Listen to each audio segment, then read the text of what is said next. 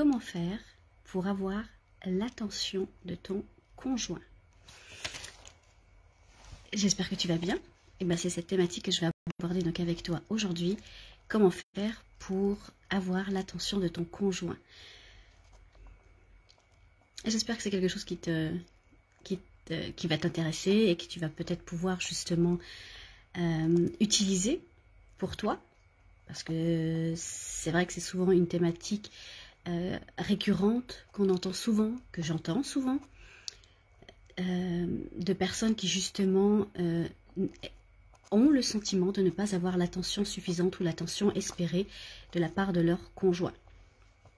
Et donc aujourd'hui, dans cette vidéo, je vais donc te partager quelques astuces qui vont te permettre justement de t'aider pour faire en sorte que tu puisses créer cet espace et faire en sorte que ton conjoint soit davantage attentif à ton message, davantage attentif à toi, davantage attentif voilà, à ce qui est important pour toi et à ce que tu souhaites partager.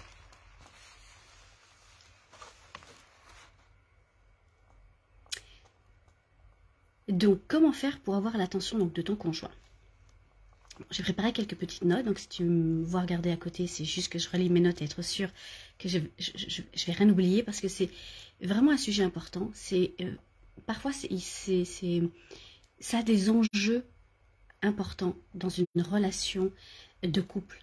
La relation de couple est déjà en soi challengeante. C'est la relation, en tous les cas à mes yeux, de mon point de vue, c'est la relation la plus challengeante qui soit. Donc elle mérite une attention particulière. Elle mérite un intérêt particulier. Elle mérite que l'on prenne le temps justement de s'y consacrer un minima. Bonsoir Karine, j'espère que tu vas bien. Donc voilà pourquoi est-ce que je disais que j'avais donc mes petites notes de prête pour t'amener les informations vraiment importantes pour mettre en place et faire en sorte que tu puisses attirer le plus facilement possible l'attention de ton conjoint, qui est une problématique très souvent généralisée dans les relations de couple, et encore plus dans les couples qui ont une certaine longévité, on va dire. Mais voilà, donc comment faire pour justement faire en sorte que ton conjoint ait l'attention que tu attends, et l'attention que tu espères lorsque tu as quelque chose à lui partager, et encore plus lorsque c'est un message qui est important pour toi, qui est important à tes yeux, qui est important, voilà, qui te tient vraiment à cœur, et que c'est justement lorsque ce sont des sujets qui tiennent vraiment à cœur, pour lesquels on a l'impression parfois que le conjoint justement n'est pas totalement attentif, n'est pas totalement présent. Ok, donc pour des petites banalités du quotidien, c'est pas plus grave que ça.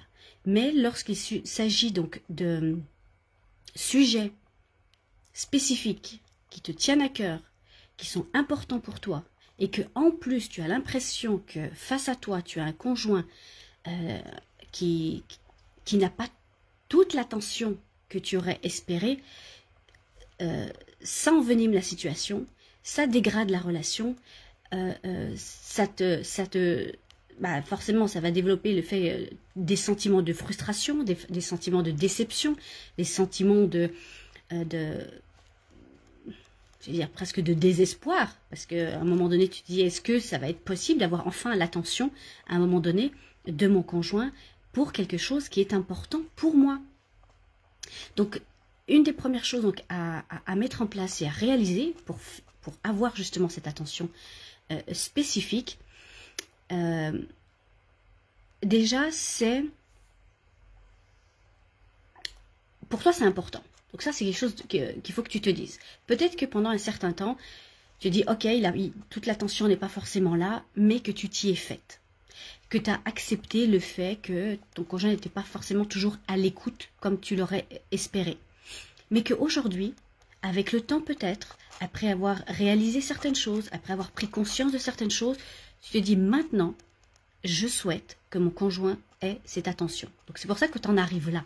C'est-à-dire que là, pour toi, c'est un enjeu important. Pour quelle raison? C'est important parce que tu as envie de pouvoir avoir des échanges de meilleure qualité. Tu as envie de pouvoir développer et avoir une meilleure communication avec ton conjoint. Tu as envie de pouvoir développer et avoir une meilleure relation. Parce que tout ça, ça coule de source, j'allais dire. C'est une continuité, on va dire, normale. Tu améliores tes échanges, tu améliores la qualité de ta communication et forcément, tu vas améliorer la qualité de ta relation. Ok? Donc, en gros, t'en es là. La première chose, c'est de savoir effectivement où en est ton conjoint par rapport à ça. Est-ce qu'il a les mêmes buts que toi? Est-ce qu'il a les mêmes intentions que toi? Est-ce qu'il a envie de pouvoir s'investir comme toi à améliorer la qualité de votre relation? Ok? Ça, c'est un élément important que tu ne puisses pas, toi, travailler pour deux. C'est tu as ta part, mais ton conjoint a sa part aussi. Tout ce que tu vas faire, toi, pour améliorer votre relation, eh bien, lui aussi a sa part pour pouvoir améliorer votre relation. Donc, ça, c'est le premier point, c'est de valider avec ton conjoint que lui aussi a les mêmes intentions que toi. Ensuite, c'est d'organiser un moment spécifique, d'organiser un moment de qualité pour pouvoir partager ton message parce qu'il est important pour toi, parce qu'il te tient à cœur, qu'il est important à tes yeux et qu'un message important ne doit pas être délivré n'importe comment, n'importe quand, à n'importe quel moment. C'est pour ça que c'est vraiment important voilà, de mettre tous ces éléments. 1, il faut que ton conjoint ait les mêmes intentions que toi. 2, de créer cet espace et pas d'arriver peut-être entre deux moments qui sont inopportuns, inappropriés. Et que tu auras donc l'occasion justement de sa part de pouvoir se dire attends, là c'est pas le moment, attends, tu vois bien que je suis occupée, attends, tu vois bien que là je suis pressée, etc., etc. Parce que le sujet est tellement important pour toi que tu vas vouloir l'exprimer, le lui exprimer peut-être rapidement, peut-être, j'allais dire entre deux portes, tu vois. Non, c'est important, donc prends le temps de préparer et prends le temps d'organiser. Donc organise ce moment-là de qualité avec lui en étant certaine qu'à ce moment, il va être disponible ou il va être un minimum relaxé et pas parce que je sais pas moi, admettons il rentre du travail, qu'il est fatigué ou qu'il revienne d'une activité fatiguée, que ce soit le travail ou le sport ou n'importe quoi d'autre, qui lui a demandé comment dire, une énergie émotionnelle importante. Il faut qu'il puisse être à l'écoute.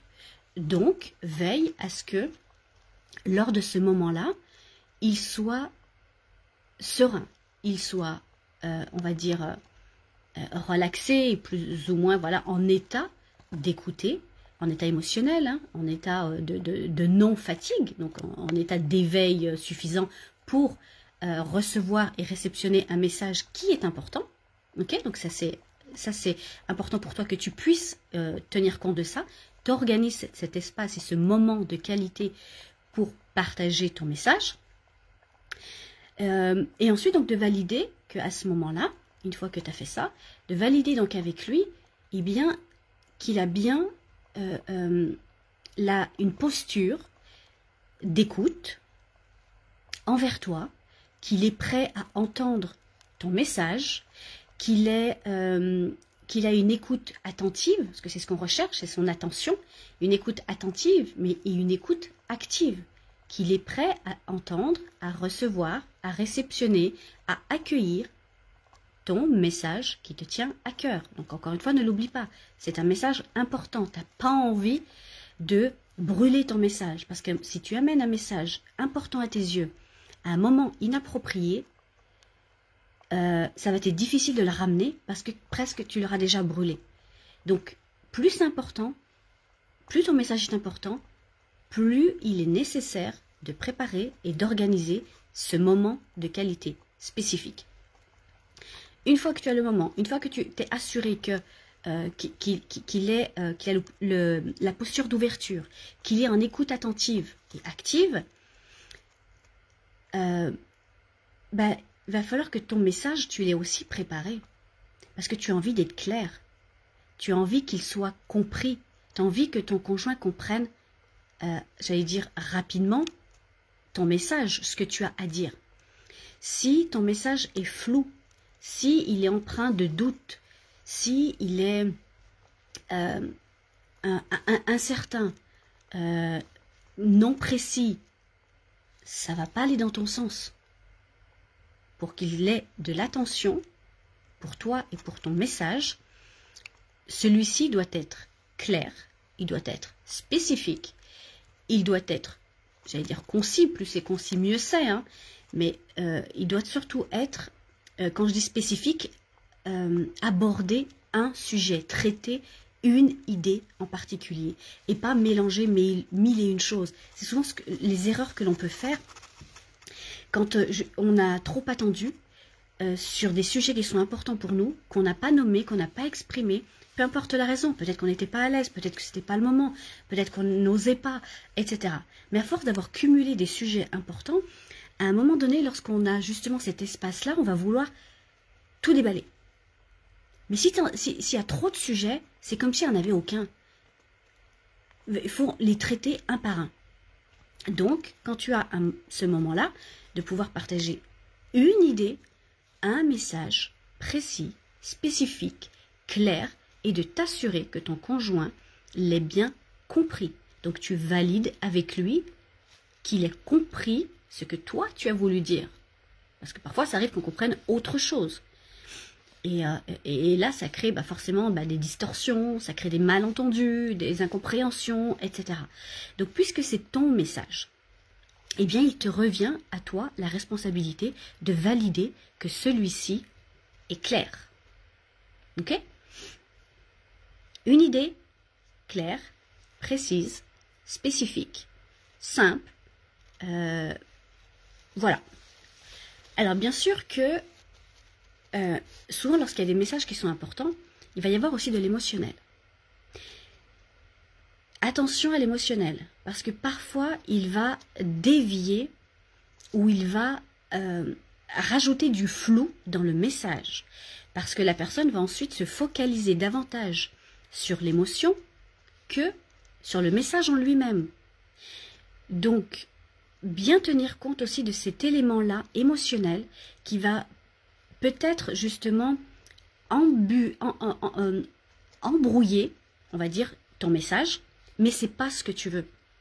Donc, il va falloir que tu arrives à avoir cette stabilité émotionnelle pour pouvoir partager et exprimer, encore une fois, le message qui te tient à cœur, le message qui est important pour toi, que tu as envie de partager et tu as envie que ton conjoint entende, écoute, comprenne et à la fin quoi, qu'il accepte, qu'il acquiesce et qu'il va dans ton sens. Parce que s'il va dans ton sens, il va aussi dans le sens de votre relation. Ok? Donc, on voit la portée de ton message. Mais pour ça, il doit être le moins empreint possible d'émotionnel. Les émotions, quand elles peuvent justement donc déplacer le focus et l'attention de ton conjoint. Donc si tu veux qu'il écoute vraiment ton message et non pas qu'il s'arrête sur l'émotion trop forte du moment, je ne dis pas qu'il ne faut pas avoir d'émotion, attention, c'est vraiment pas ce que je dis. Ce que je dis, c'est que l'émotion ne doit pas primer sur le message. Donc de mettre toi aussi ton attention sur ton message.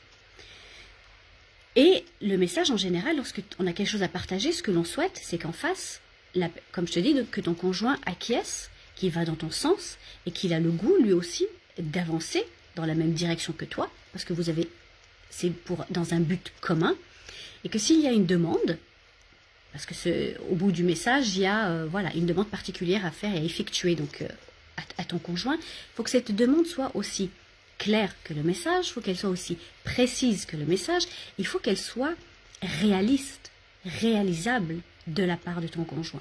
Parce que si ta demande est beaucoup trop élevée pour lui, il n'ira pas dans ton sens, il n'abondera pas dans ton sens, il ne pourra pas te suivre et aller avec toi dans cette même direction-là, dans ce but commun-là. Donc, Attention aussi à ce que la demande soit claire, simple, réaliste, réalisable pour lui et dans lequel il va pouvoir s'investir aussi dans votre but commun. Toi, tu as un but particulier, mais pour que ton but soit atteint, il faut que ton conjoint puisse s'investir aussi et faire sa part dans cet échange-là et dans ce but en particulier. Ok? Donc, je crois que tu comprends bien un petit peu du coup le déroulé. J'essaie de décortiquer au maximum j'allais dire ce processus, hein, parce que ça reste un processus malgré tout, parce que dès que il y a quelque chose d'important, eh bien il y a préparation, dès qu'il y a préparation, il y a organisation, dès qu'il y a organisation, il y a structuration, dès qu'il y a structuration, bah forcément, il y a processus. Ok? Et tout cela demande aussi donc de ta part eh bien, une attitude et une posture, j'allais dire, de leader. La posture de leader, je l'évoque souvent là dans mes lives, dans mes vidéos. Et lorsqu'il s'agit même de ta relation de couple, c'est aussi important que tu puisses développer ta posture de leader. C'est-à-dire d'arriver avec une posture assertive, une posture affirmée, une posture dans laquelle ton conjoint sent que tu sais où tu vas. Tu vas pas dans le flou, tu vas pas dans on sait pas où, on sait pas ce que tu veux, on sait pas ce que tu demandes. Non, non, non. Il doit percevoir que tu sais ce que tu veux, tu sais où tu t'en vas. Posture assurée, posture affirmée pour qu'il puisse s'engager facilement dans ce but et cet objectif commun qui va faire donc la suite donc, de ton message. Ok? Donc je crois avoir donné donc tous les éléments. Je regarde rapidement si c'est quelque chose que j'ai oublié. Je ne pense pas, mais une fois avoir mis donc tous ces éléments en place, eh bien je peux t'assurer que tu auras optimisé l'attention de ton conjoint. Tu auras fait en sorte qu'il soit présent, à l'écoute, attentif à ton message, si tu as mis tous ces éléments-là en place.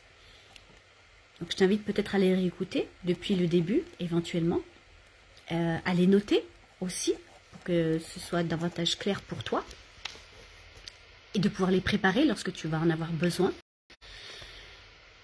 Et puis j'allais dire, bah écoute, j'allais dire bonne chance à toi, et avec ça je suis quasiment certaine que ça peut que fonctionner. Bien sûr que c'est